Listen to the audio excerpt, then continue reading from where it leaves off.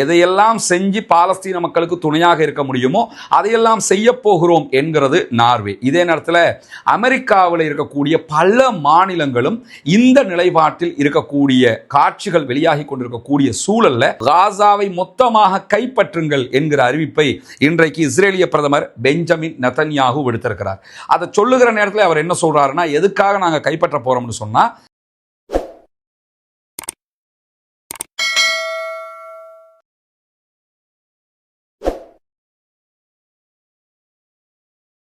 அஸ்ஸலாமு அலைக்கும் வரஹ்மத்துல்லாஹி வபரகாத்துஹு. அன்பிற்கினிய சகோதர சகோதரிகளே, நம் அனைவர் மீதும் ஏக இறைவனுடைய அமைதியும் கருணையும் உண்டாகட்டுமாக என்கிற உயரிய பிரார்த்தனைகளோடு பாலஸ்தீனத்தினுடைய காசா பகுதிகளில் 669வது நாளாகவும் என்னவெல்லாம் நடக்கிறது என்கிற செய்திகளைத்தான் இன்றைக்கு இந்த வீடியோவிலையும் நம்ம பார்க்க இருக்கிறோம். நமக்கெல்லாம் தெரியும், காசாவினுடைய நிலை என்பது உலகத்தில் எந்த நாட்டு மக்களுக்கும் எந்த சந்தர்ப்பத்திலும் வரக்கூடாத ஒரு நிலையாக தற்போது மாறி வருகிறது. அதில் மிகப்பெரிய ஆபத்தான நிலை என்னன்னு கேட்டா, உலகத்தில் எத்தனையோ நாடுகளில் பலவிதமான யுத்தங்கள் நடந்து கொண்டிருக்கிறது.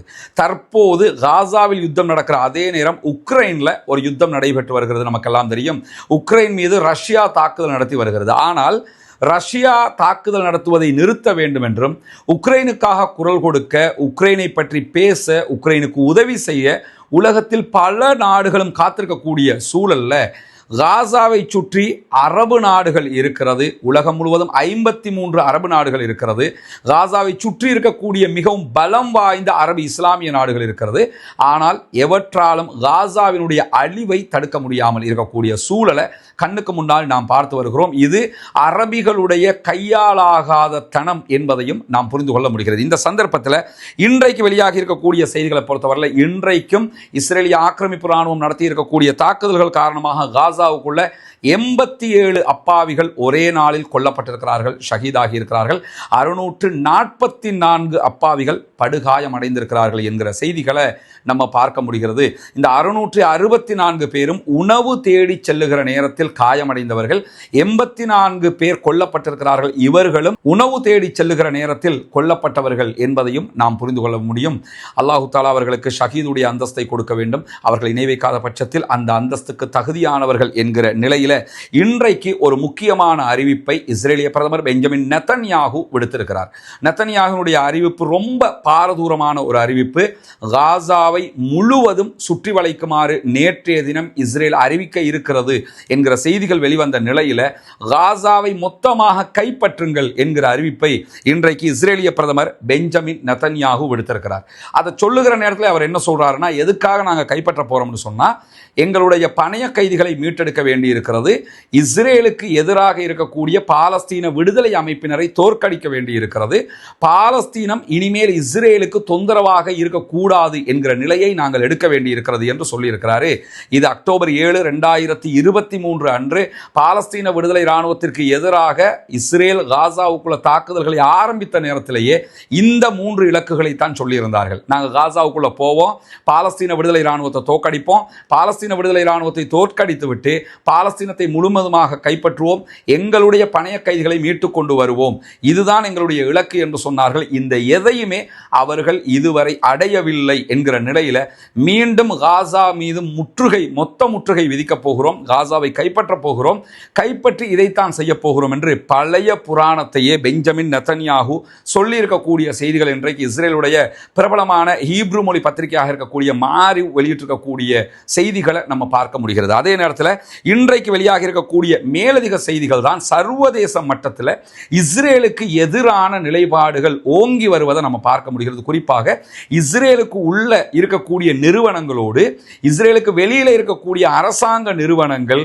யாருமே தொடர்புகளை வைக்காமல் இருக்க வேண்டும், துண்டிக்க வேண்டும் என்கிற கோரிக்கைகள் வலுத்து வரக்கூடிய நேரத்தில் நார்வே ஆல்ரெடி பாலஸ்தீனத்தை தனிநாடாக அங்கீகரித்திருக்கக்கூடிய ஒரு நாடாக இருக்கிறது. 2024 நார்வே பாலஸ்தீனத்தை தனிநாடாக அங்கீகரித்திருந்தது. இன்றைக்கு நார்வேயினுடைய வெளிவிவகார அமைச்சர் வெளித்திருக்கக்கூடிய அறிக்கையில் என்ன சொல்றாருன்னு கேட்டால், நார்வேயினுடைய அரசாங்கமே சில முதலீடுகளை இஸ்ரேலுடைய நிறுவனங்களோடு செய்திருந்தார்கள், வருமானம் ஈட்டுவதற்கான ஒப்பந்தங்கள் செய்திருந்தார்கள். இந்த ஒப்பந்தங்களை எல்லாம் நாங்கள் நிறுத்தப் போகிறோம், தடை செய்ய போகிறோம், எதையெல்லாம் செஞ்சு பாலஸ்தீன மக்களுக்கு துணையாக இருக்க முடியுமோ அதையெல்லாம் செய்ய போகிறோம் என்கிறது நார்வே. இதே நேரத்தில் அமெரிக்காவில் இருக்கக்கூடிய பல மாநிலங்களும் இந்த நிலைப்பாட்டில் இருக்கக்கூடிய காட்சிகள் வெளியாகி கொண்டிருக்கக்கூடிய சூழல்ல அமெரிக்காவினுடைய அதிபர் டொனால்ட் ட்ரம்ப் விடுத்திருக்கக்கூடிய அறிக்கையில் என்ன சொல்றாருன்னா, யாரெல்லாம் இஸ்ரேலிய நிறுவனங்களுடனான தொடர்புகளை துண்டிக்கிறார்களோ, இஸ்ரேலிய நிறுவனங்களில் நிதியுதவி செய்ய மாட்டோம் என்று மறுக்கிறார்களோ, அந்த மாநிலங்களுக்கு சென்ட்ரல் கவர்மெண்ட் தரக்கூடிய அனைத்து உதவிகளையும் நாங்கள் நிறுத்துவோம் என்று சொல்லியிருக்கிறார். உதாரணமாக அமெரிக்காவில் இருக்கக்கூடிய பல பல்கலைக்கழகங்கள் பாலஸ்தீனத்திற்கு ஆதரவாக மாணவர் போராட்டங்களை நடத்தி கொண்டிருக்கிறது. குறிப்பாக நியூயார்க்லேயே நம்ம எடுத்துக்கிட்டோம்னா, இப்ப நியூயார்க்கினுடைய மேயராக நவம்பர்ல நடைபெற இருக்கக்கூடிய தேர்தலுக்கு போட்டியிட்டு வரக்கூடிய ஜஹ்ரான் ஹம்தானியை பொறுத்தவரை ஜஹ்ரான் ஹம்தானிக்கு கிடைக்கக்கூடிய மேலதிகமான செல்வாக்குகள் எல்லாமே மாணவர்களுக்கு மத்தியிலே தான் உருவாகி கொண்டிருக்கிறது. அங்கிருக்கக்கூடிய அவருடைய பாலஸ்தீன ஆதரவு நிலைப்பாடும் ஜஹ்ரான் ஹம்தானிக்கு கிடைக்கக்கூடிய மிக பெரும் வரவேற்பாகவும் இருக்கக்கூடிய சூழல்ல தான் எந்த மாநிலங்கள் எல்லாம் இஸ்ரேலோடு எதிர்க்கிறதோ, இஸ்ரேலோடு தொடர்புகளை துண்டிக்கிறதோ, அந்த மாநிலங்களுக்கு சென்ட்ரல் கவர்மெண்டுடைய நிதி உதவி கிடைக்காது, தரமாட்டேன் என்கிற அறிவிப்பையும் தெளிவாகவே அமெரிக்காவினுடைய அதிபர் டொனால்ட் ட்ரம்ப் சொல்லியிருக்கிறார். இதெல்லாம் நமக்கு என்ன காட்டுதுன்னு சொன்னால், டொனால்ட் ட்ரம்ப் மாதிரி ஒரு கிறுக்கன்ட்ட போய் யாருமே நீதி எதிர்பார்க்க முடியாது. டொனால்ட் ட்ரம்ப் மாதிரி ஒரு ஆள்கிட்ட நீதியை எதிர்பார்ப்பது முட்டாள்தனம். அரபு நாட்டில் இருக்கக்கூடியவங்க தான் அவனுக்கு கொண்டு அள்ளி அள்ளி கொடுப்பாங்களே தவிர, யதார்த்தமாக டொனால்ட் ட்ரம்ப்பை புரிந்து கொள்ளுகிற யாரும் இப்படியான காரியங்களில் ஈடுபட மாட்டார்கள். டொனால்ட் ட்ரம்ப்பை பொறுத்தவரையில் யூதர்களுக்கு எப்பொழுதுமே சப்போர்ட்டாக இருப்பார். எவ்வளவு அநியாயம் செய்தாலும் நான் அவர்களோடு தான் இருப்பேன் என்கிற நிலைப்பாட்டில் மிக தெளிவாக இருப்பதையும் நம்ம புரிந்து கொள்ளுகிற அதே நேரத்தில் அமெரிக்காவில் இஸ்ரேலுக்கு எதிரான நிலைப்பாடுகள் மிக உச்சமாக ஏற்பட்டு வருகிறது. இஸ்ரேலுக்கு ஆதரவான நிலைப்பாடுகள் நொறுங்கி வருகிறது. இஸ்ரேல் ஒரு தீய நாடு, இஸ்ரேலால் எந்த நலவும் இந்த உலகத்திற்கு கிடையாது என்கிற நிலைப்பாட்டை அமெரிக்கர்கள் எடுத்துக்கொண்டிருக்கிறார்கள் என்கிறார் இஸ்ரேலுடைய முன்னாள் பிரதமர்களில் ஒருவராக இருக்கக்கூடிய நப்தலி பென்னட் அவர்கள். இஸ்ரேலுடைய ஆல்மர்ட்டாக இருக்கலாம், அதே மாதிரி இஸ்ரேலுடைய இன்றைக்கு இருக்கிற பெஞ்சமின் நெத்தன்யாஹுக்கு முன்னால் இருந்த இன்றைக்கு உயிரோடு இருக்கிற பல பிரதமர்களும் இஸ்ரேலுக்கு எதிரான நிலைப்பாட்டை எடுத்துக்கொண்டிருக்கிறார்கள். காரணம் என்னன்னா, அவங்களாம் பாலஸ்தீனத்துக்கு ஆதரவானவங்க அர்த்தம் இல்லை. நாடு கேவலமாக போய்கிட்டு இருக்குது, நாடு மேல அதிருப்தி உண்டாகிக்கிட்டு இருக்குது, சர்வதேச மட்டத்தில் நம்ம நாட்டை கேவலமாக பார்க்குறாங்க. இந்த யுத்தம் தோல்விக்கு மேல் தோல்வி அடைகிறது என்பதால் தான் இன்றைக்கு நப்தலி பென்னட் வெளியிட்டிருக்கக்கூடிய அறிக்கையில் என்ன சொல்றாருன்னு சொன்னா, ஜனநாயக கட்சி நமக்கு சாதகமாக இருந்தாங்க, இதுக்கு முன்னாடி இருந்த ஜோ பைடனுடைய கட்சி நமக்கு சப்போர்ட்டிவாக இருந்தாங்க, அவர்களுடைய ஆதரவை நாம் இழந்து விட்டோம். அதற்கு பிறகு குடியரசுக் கட்சி ஆட்சிக்கு வந்திருக்கிறது, குடியரசுக் கட்சியினுடைய ஆதரவுகளையும் தற்போது நாம் இழந்து வருகிறோம். ஜனாதிபதியை தவிர அமெரிக்காவினுடைய மற்ற அத்தனை பேருமே நமக்கு எதிராக இருக்கிறாங்க. இளைய தலைமுறை இளைஞர்கள் குறிப்பாக அமெரிக்காவில் இஸ்ரேலுக்கு எதிரான நிலைப்பாட்டை எடுக்கிறார்கள். குறைவான அனுதாபம் கொண்ட மக்கள் மட்டும்தான் இருக்கிறார்கள்.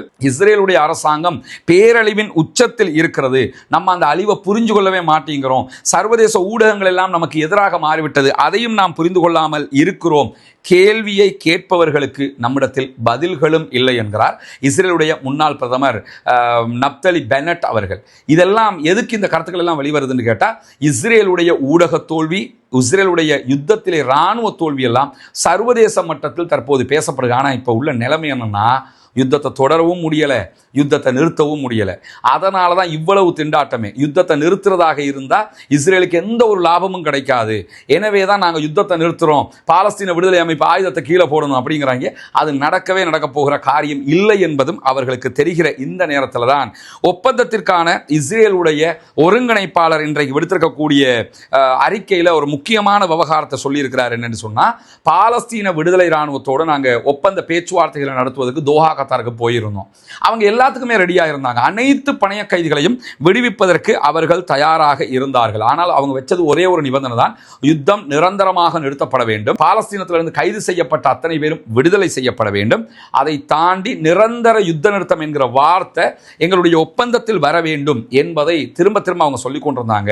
எனவே அவங்களோட அப்படி ஒரு ஒப்பந்தத்தை பண்ணிக்கிட்டு தாராளமாக நம்ம இந்த யுத்தத்தை முடிச்சிருக்கலாம். ஆனால் பெஞ்சமின் நெத்தன்யாஹு அதற்கு தயாராகவில்லை என்று சொல்லிட்டு என்ன சொல்றாருன்னா, பெஞ்சமின் நெத்தன்யாகு திரும்ப திரும்ப பாலஸ்தீன விடுதலை அமைப்பு ஆயுதத்தை கீழே போடணும் சரணடையணுங்கிறாரு. ஒரு காலம் அது நடக்காது. அவர்கிட்ட நம்ம அதை எதிர்பார்க்கவும் முடியாது. காரணம் என்னன்னா அவங்க ரொம்ப பலமாக இருக்கிறாங்க. குறிப்பாக மன வலிமையோடு அவர்கள் இருக்கிறார்கள். நம்முடைய இராணுவம் மன வலிமை குன்றிவிட்டது. தோல்வி அடைகிறோம், தோல்வி அடைந்து விட்டோம் என்கிற நிலைக்கு நம்ம இராணுவம் போயிட்டாங்க. ஆனா பாலஸ்தீன விடுதலை இராணுவத்தை பொறுத்தவரை நம்ம ஜெயிச்சுக்கிட்டே இருக்கிறோம்ங்கிற மனநிலைக்கு அவங்க வந்திருக்கிறாங்க. எனவே அவங்க ஆயுதத்தை கீழே வைக்கிறதுங்கிறது சாத்தியமாகாத ஒன்று. பெஞ்சமின் நெத்தன்யாகுவால் தான் இந்த நிலை ஏற்பட்டிருக்கிறது என்று சொல்லி இன்றைக்கு அவர்களே பேசக்கூடிய காட்சிகளையும் கண்ணுக்கு முன்னால நம்ம பார்க்கிற அதே நேரத்தில் 3வது வீடு நம்ம கையளிக்கிற சகோதரர் கரீம் அவங்களுக்கும் அவங்களோட மனைவிக்கும் தான் நம்ம ஒப்படைக்கிறோம். வீடு பிடிச்சிருக்கா? உள்ள போய் பார்த்தீங்களா? சந்தோஷமா?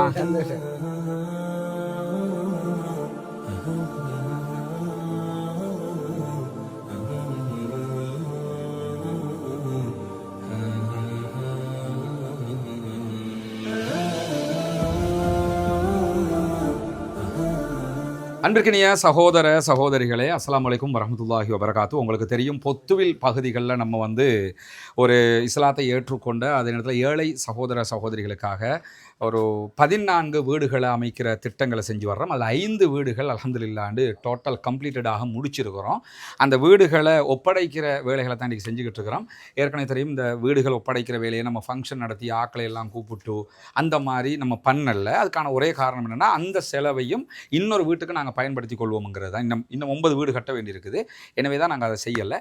இது 3வது வீடு நம்ம கையளிக்கிற பாப்பாவோட பேர் கரீம். சகோதரர் கரீம் அவங்களுக்கும் அவங்களோட மனைவிக்கும் தான் நம்ம ஒப்படைக்கிறோம். இந்த வீடுகள் அல்ஹம்துலில்லாஹ். வீடு பிடிச்சிருக்கா? உள்ள போய் பார்த்தீங்களா? சந்தோஷமா? சரி, வீடு கட்ட என்ன நினைக்கிறீங்க அதை பற்றி? நிறைய பேருக்கு உதவி செஞ்சிருக்கிறாங்க. அவங்களுக்கு என்ன சொல்ல நினைக்கிறீங்க? நிறைய துவா செய்யுங்க. ஏன்னா இதுக்கு உதவி நாட்கள் ஒரு உம்மா 140 ரூபா அவகிட்ட அவ்வளோதான் இருந்துச்சு. அதையும் எனக்கு தந்திருக்கிறாங்க. அதே மாதிரி 200 ரூபா தந்தவங்க உண்டு. அதே மாதிரி ஒரு உம்மா, ஒரு விதவத்தாய், அவங்க எனக்கு 5000 ரூபா காசு அனுப்பிட்டு என் மொபைலில் இருக்குது, எனக்கு கையால் எழுதி ஃபோட்டோ பிடிச்சி அனுப்பியிருக்கிறாங்க. இந்த காசை மகன் சேர்த்துக்கொள்ளுங்க அப்படின்ட்டு. இப்படி ஒவ்வொரு சின்ன சின்ன அமௌண்ட்டுகளாக தான் சேர்த்துருக்கேன். என்னோட யூடியூப் சேனலில் காசாவில் பலஸ்தீனில் மக்களை கொள்கிறாங்க. அந்த செய்திகளை நம்ம அங்கே என்ன நடக்குதுன்றதை சொல்கிறோம். அதை பார்க்குற மக்கள் தான் அதில் நம்ம சொல்கிற இந்த தகவலையும் சேர்த்து இந்த உதவிகளை செய்கிறாங்க. அந்த அடிப்படையில் தான் இதெல்லாம் நம்ம செஞ்சுருக்கிறோம். அவங்களுக்காகவும் என்ன செய்யுங்கன்னு கேட்டால், நீங்கள் துஆ செய்யுங்க இன்ஷா அல்லாஹ். உங்களுக்கு திருப்தியாக இருக்குதானே வீடு? சரியா? சரி, அல்ஹம்துலில்லாஹ். இதுதான் நம்ம அடுத்து கட்ட இருக்கிற இடம். 4 வீடுகள் கிட்டத்தட்ட இவரில் கட்ட முடியும். இந்த வேலைகளும் நீங்கள் தருகிற உதவிகளை கொண்டு தான் நம்ம செய்ய இருக்கிறோம்ங்கிறதுனால நீங்கள் தான் இதற்கும் உதவ வேண்டும். அல்லாஹ் உங்களுக்கு அருள் புரிய வேண்டும். உங்கள்கிட்ட தான் நம்ம இதை கேட்க முடியும். காசாவில் நடக்கக்கூடிய அநியாயங்கள் தொடர்பான வீடியோக்களை பார்க்கக்கூடிய சகோதரர்கள் நீங்கள் தான் இதுக்காக அள்ளி அள்ளி தர்றீங்க. சிறு தொகையாக இருந்தாலும் உங்களால் முடிந்ததை நீங்கள் தர வேண்டும் என்று நம்ம கேட்டுக்கிட்டு இருக்கிறோம். சதகத்துல் ஜாரியாவாக ஜகாத்து பணத்தையும், ஜகாத்து பெறக்கூடிய 8 கூட்டத்தாரில் ஒரு கூட்டத்தார் முஅல்லஃபத்துல் குலூப், உள்ளங்கள் ஈர்க்கப்படுகிறவர்கள் என்று அல்லாஹு தாலா சொல்லி காட்டுகிறான். எனவே இந்த இஸ்லாத்தை ஏற்றுக்கொண்ட சகோதரர்களும் அதிலே ஒரு குரூப்பாக இருக்கிறதுனால உங்களுடைய ஜகாத்து நிதிகளையும் நீங்கள் தாராளமாக அதற்காக தர முடியும். இதில் மொத்தம் 4 வீடுகள் இந்த லேண்டுக்குள்ளே கட்ட முடியும். இந்த லேண்டும் நம்ம விலை கொடுத்து வாங்கியிருக்கிறோம் அல்ஹம்துலில்லாஹ்னு சொல்லி. ஏற்கனவே கட்டப்பட்ட ஒவ்வொரு வீடுகளும் 25 லட்சங்கள் சுமார் ஒவ்வொரு வீட்டுக்கு நம்ம செலவழிச்சிருக்கிறோம். முழுமையாக கம்ப்ளீட்டடாக ஒவ்வொரு வீட்டையும் நம்ம செஞ்சு கொடுத்துருக்கிறோம்.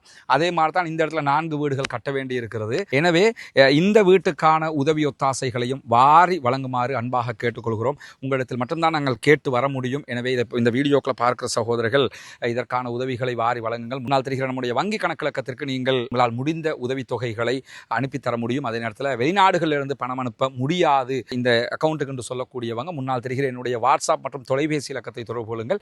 உங்களுக்கு அதற்குரிய வழிகாட்டுதல்களையும் நம்ம தருவதற்கு தயாராக இருக்கிறோம். வல்ல இறைவன் நம்முடைய அனைத்து பணிகளையும் புரிந்து கொள்ள வேண்டும். அந்த மக்கள் மகிழ்ச்சியாக அதை ஏற்றுக்கொண்ட காட்சிகளை நீங்கள் பார்த்துருப்பீங்க.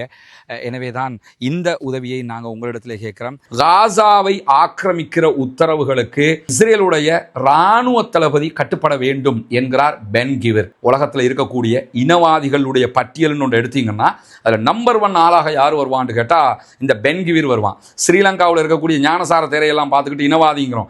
பென் கிவிரோட ஒப்புடக்கில் அவர் ஒரு தேக்கரண்டி அளவுக்கு தான் வருவார். தவிர பென் கிவிரெல்லாம் நினைச்சு கூட பார்க்க முடியாத அளவுக்கு இனவாதிகள். அவனே இன்றைக்கு என்ன சொல்கிறான்னு சொன்னால், காசாவை முற்றுமுழுதாக நம்ம கைப்பற்றுவதாக பிரதமர் அறிவிச்சிருக்கிறாரு.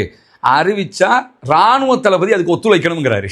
உண்மைதானே, ராணுவ தளபதி தான் அங்கே போய் கமாண்ட் பண்ணணுமே தவிர பெஞ்சமின் நெத்தன்யாகு போய் யுத்தம் பண்ண போகிறது கிடையாது. அதனால் நீங்கள் எங்களுக்கு ஒத்துழைக்கணும் அப்படின்னு பென்கிவிர் சொல்கிறாரு. ஆனால் இன்றைக்கு வெளியாகி இருக்கக்கூடிய மிக முக்கியமான செய்தி என்னன்னா, மீண்டும் காசாவை மொத்தமாக ஆக்கிரமிக்கிற இந்த பெஞ்சமின் நெத்தன்யாகுவுடைய திட்டத்திற்கு கண்டிப்பாக இஸ்ரேலுடைய இராணுவ தளபதி ஒப்புக்கொள்வதற்கு வாய்ப்பில்லை. இயால் ஜமீர் ராஜினாமா செய்வதற்கான வாய்ப்புகள் நிறையவே இருக்கிறது என்கிறது இஸ்ரேலுடைய எடியோத் அஹ்ரனோத் பத்திரிகை என்கிற நிலையில தான் இன்றைக்கு இன்னும் ஒரு முக்கியமான செய்தி வெளியாகி இருக்கிறது. என்னன்னு கேட்டால், காசாவுக்கு ஆதரவாக, பாலஸ்தீனத்திற்கு ஆதரவாக தொடர்ந்து தாக்குதல்களை நடத்தி வரக்கூடிய யமனுடைய அன்சாருல்லா ஹூதிகளுடைய படைப்பிரிவு இன்றைக்கும் இஸ்ரேலுடைய பென்குரியன் விமான நிலையத்தின் மீது தாக்குதல் நடத்தி இருக்கிறார்கள். பாலஸ்டைன் 2 என்கிற வகையான ஹைப்பர்சோனிக் அட்டாக் தான் இன்னைக்கு பண்ணி இருக்கிறாங்க.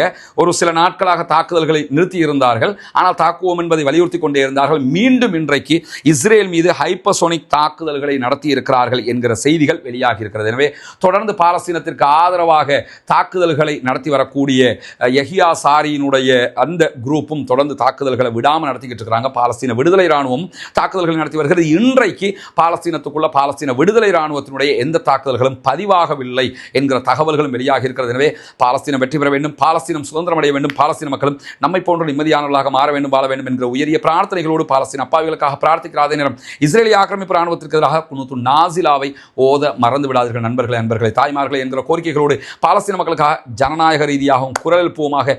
வாஹ்ரத் அல்ஹம்துலில்லாஹி ரப்பில் ஆலமீன்.